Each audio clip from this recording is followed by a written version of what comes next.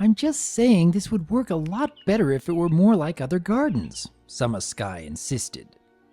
That's the whole point of the Chaos Garden, though, Sunny replied in what Summer obviously took as an obnoxiously reasonable voice. But it gets so hard to fertilize and water. Can't we at least move things so they're in rows? It's not about easy, dear. It's about a little bit of contained chaos for Mr. Discord here. The younger mare, looking so much like her mother that it was almost as if I were looking into some sort of time vortex into the past, snorted and stomped her hoof. Why bother then? Why not let it all go to chaos? Sunny smiled while she tended the garden, digging up and tossing out a lily that had passed on, and planting a randomly grabbed shrub in its place. When you step back, what do you see? Summer grumbled but complied, taking a few steps back and then looking. I see a mess, she said. Sunny laughed. Try taking a few more steps back, then look wider. Wider? Summer peered towards her mother, who was clad in soil and had a kerchief tied around her mane, which, for some reason, had a little gray in it. I see the garden, which is a mess. What else? Sunny prompted. I see you? When Sunny motioned for her to continue, Summer looked around and then said, I see the hedge maze and the grass. And how do those look? Neat, orderly, except right by the border of the Chaos Garden, where weeds keep creeping out. I keep telling you, a retaining wall. I never wanted to put a wall around the garden, dear.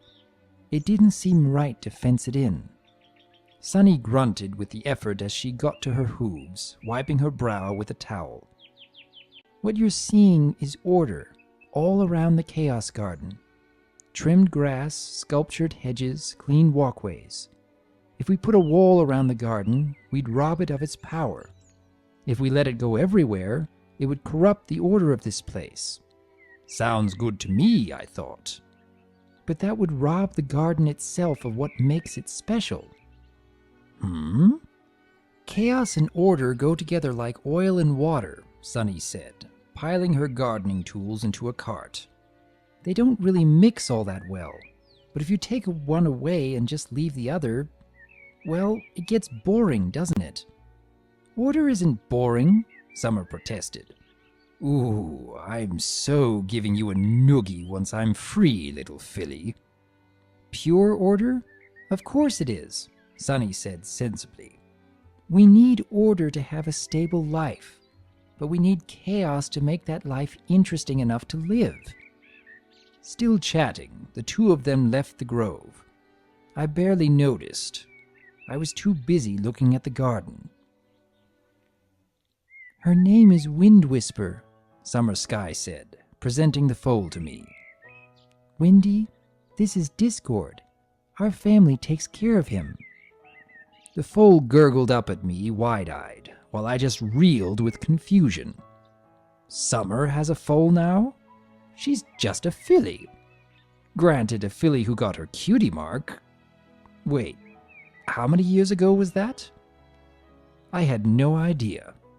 I had no idea how long I'd even been in this statue.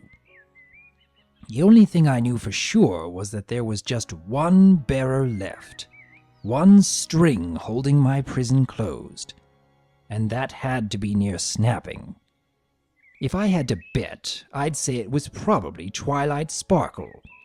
She's just too obstinate to give up, a trait I could admire her for, if it weren't for the fact that it was keeping me locked up tightly.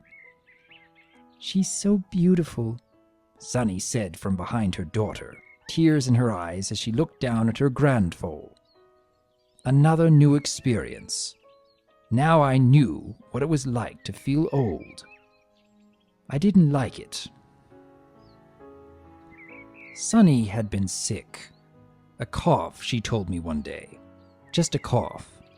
But it was enough to make it so that her latest doctor, she'd outlived her last two, had insisted that she take some bed rest.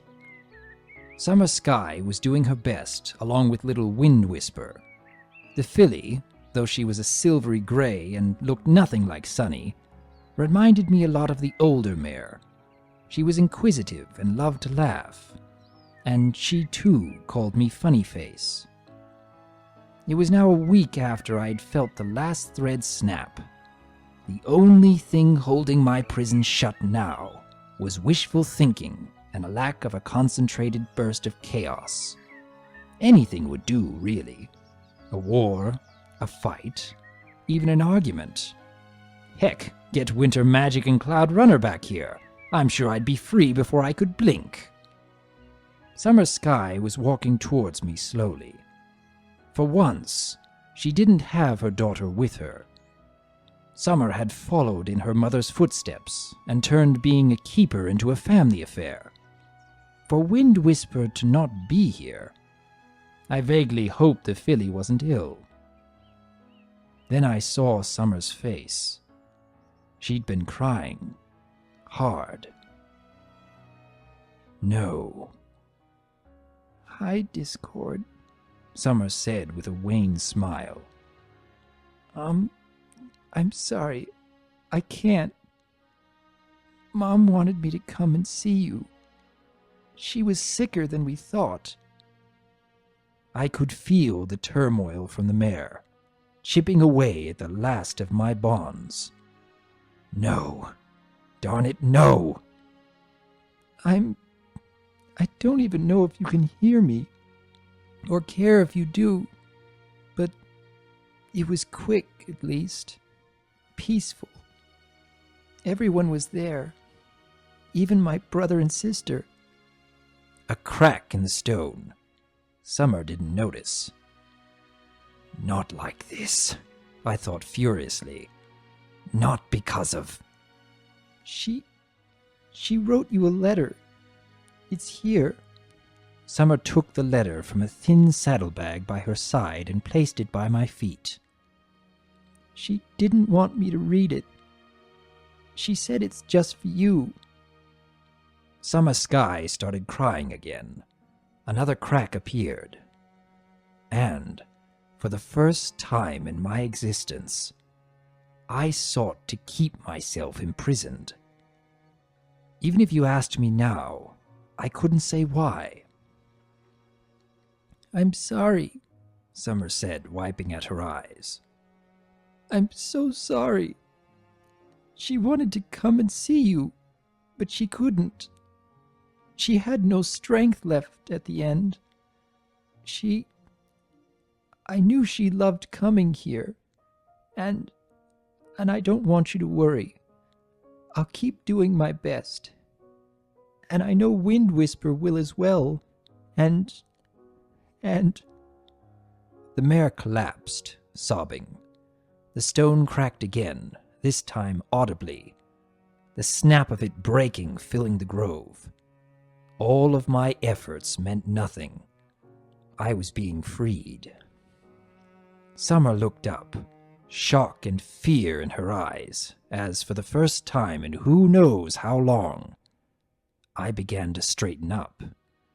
Gray stone flaked off of me as I rose, and as I moved, so did Summer Sky, scrambling to her hooves and looking at me with disbelieving eyes. I reached down and took Sunny's letter in my talons. I looked at her daughter, who was staring at me with a combination of awe and terror. "Thank you," I said to her, and she nodded and squeaked something in response. "Are you afraid of me, my little pony?" I asked, stepping down from my pedestal and feeling the grass beneath me. My senses were being flooded now. The stone kept me dulled, but now my awareness was free. Summer Sky's heart was beating fit to burst. The smell of fear flooded off of her, and I could see her limbs trembling. Yes, she whispered. I strode towards her in a flash, and took her muzzle in my lion's paw.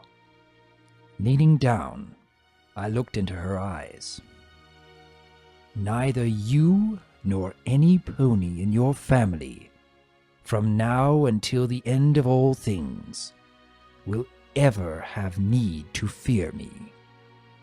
I promise you this." Summer Sky blinked at me in confusion. Then the tension flooded from her. "Thank you," she said softly. "You believe me? I am the spirit of chaos after all." "I believe you." "Why?" "Because my mother would have," Summer Sky replied. And once again, I saw sunny meadows in her features. I did the only thing I could think of at that moment. I fled.